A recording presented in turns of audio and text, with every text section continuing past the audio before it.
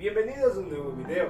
El día de hoy les hablaré acerca de cita y referencia. Como primero tenemos el citar, reproducir o mencionar las ideas y palabras de otra persona. ¿Qué es necesario citar? Todo tipo de datos, cifras, estadísticas, fuentes orales que no sean de conocimiento común. Las frases copiadas literalmente, teorías o ideas de otros autores, cualquier información específica que no sea de conocimiento público. ¿Qué no es necesario citar?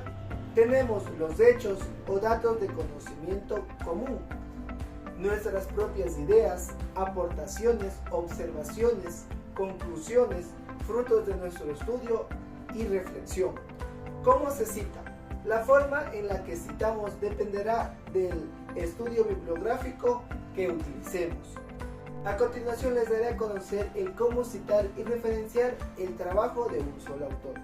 Se menciona el apellido del autor y el año de publicación, no se incluyen sufijos.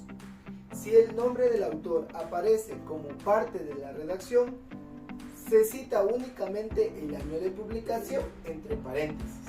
Se puede poner nombre y apellido, sobre todo si el autor tiene un apellido que se pueda confundir con otros, pero nunca las iniciales. Nombre y año separados por una coma se colocan entre paréntesis. A continuación les daré a conocer el ejemplo que he planteado. Además tenemos el énfasis en los autores. Piaget, abro paréntesis, 1954, cierro paréntesis, propuso que el desarrollo cognitivo ocurre en etapas. Énfasis en el año. En el año de 1954, Piaget propuso que el desarrollo cognitivo ocurre en etapas. Énfasis en el texto. En su teoría del desarrollo cognitivo, Piaget, abro paréntesis, 1954, cierro paréntesis, planteó que los niños atraviesan diferentes etapas. Trabajo de varios autores.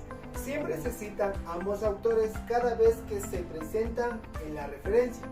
Cuando son 3, 4 o 5 autores, se citan todos la primera vez. En citas subsecuentes se incluyen únicamente el apellido del primer autor, seguido de et al, sin cursiva y el año.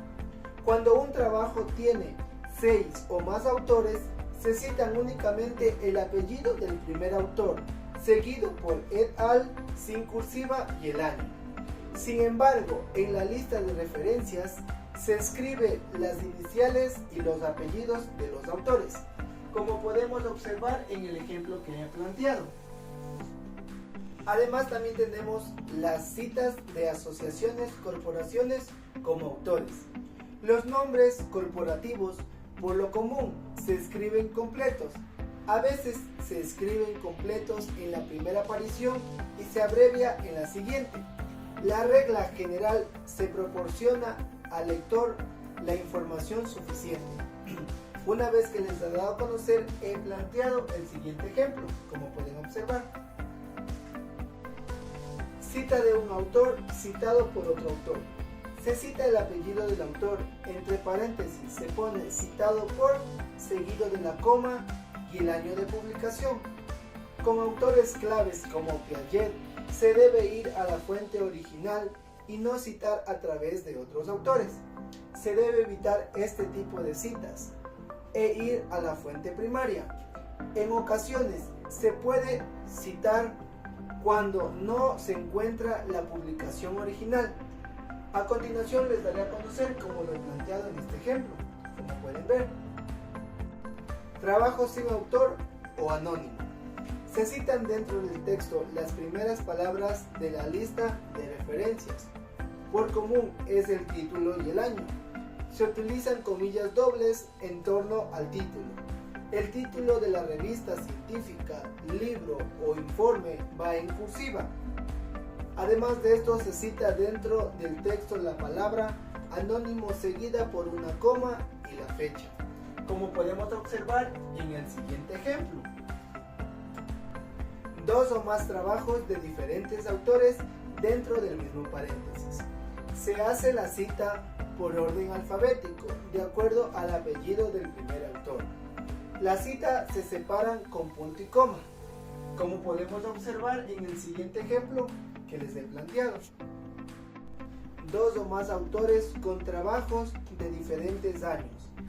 Se hace la cita de los apellidos de los autores y a continuación los años de la publicación separados por coma, como podemos observar en el ejemplo que he planteado. Por otro lado tenemos las citas textuales. Las citas cortas menores a 40 palabras. Una cita textual corta con menos de 40 palabras se incorpora en el texto y se encierra entre doble comilla. Se cita el autor, el año y la página específica del texto y se incluye la referencia completa en la lista de referencias. Cuando el texto literal está en dos páginas, se pone p.213 o pp.213 a la 214 si la cita ocupa más de una página, como podemos también observar aquí en el ejemplo que les he planteado. Además tenemos las citas largas más de 40 palabras. Una cita textual mayor a 40 palabras se despliega en un bloque independiente y se omite las comillas. Esto quiere decir que se empieza de renglón en una nueva línea a 5 espacios del margen izquierdo, como por ejemplo del lado izquierdo de 5 renglones y del lado derecho 5 renglones. Además también se cita el autor, el año y la página específica del texto y se incluye la referencia completa en la lista de referencias, como podemos observar en el siguiente ejemplo que les he puesto aquí.